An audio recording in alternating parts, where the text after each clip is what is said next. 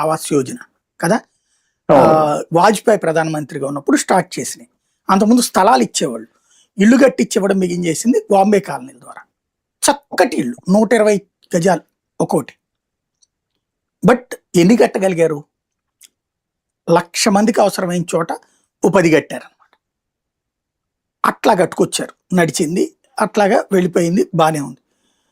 అంతవరకు ఏది కట్టాలనుకునే కట్టించినాయి అప్పుడు చంద్రబాబు గారు ఎప్పుడు సీఎం ఖచ్చితంగా. తర్వాత ఇదే రాజశేఖర రెడ్డి సీఎం అయ్యాడు.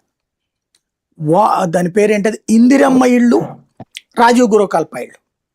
ఇందిరమ్మ ఇళ్ళు అనేటటువంటి ఫస్ట్ చెప్పాడు, తర్వాత రాజీవ్ గృహకల్ప ఇళ్ళు కట్టాడు. రాజీవ్ గృహకల్ప ఇళ్ళకి కొంత డబ్బులు తీసుకుంటారు, ఇందిరమ్మ ఇళ్ళకి ఫ్రీ అనమాట. స్థలం ఉంటే ఇల్లు కట్టేసుకోవచ్చు మీరు మీ స్థలంలోనే. దశల వారీగా డబ్బులు ఇస్తారు, 40,000 రూపాయలు అప్పుడు ఇచ్చుకొచ్చాడు. రాజీవ్ గృహకల్ప ఇళ్ళు ఇప్పుడు ఈ బాంబే ఇళ్ళ ఇదే దాని పేరేంటది, టిట్కో ఇళ్ళ టైపులో 4 అంతస్తులు 5 అంతస్తులు కట్టుకొచ్చారు అప్పుడు.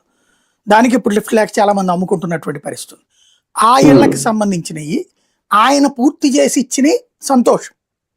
ఆ తర్వాత ఆయన బతికుండగా కన్స్ట్రక్షన్ బిగిన్ చేసి లోపు ఎన్నికలైన, ఆ ఎన్నికల తర్వాత గెలిచిన తర్వాత కంటిన్యూ అయింది.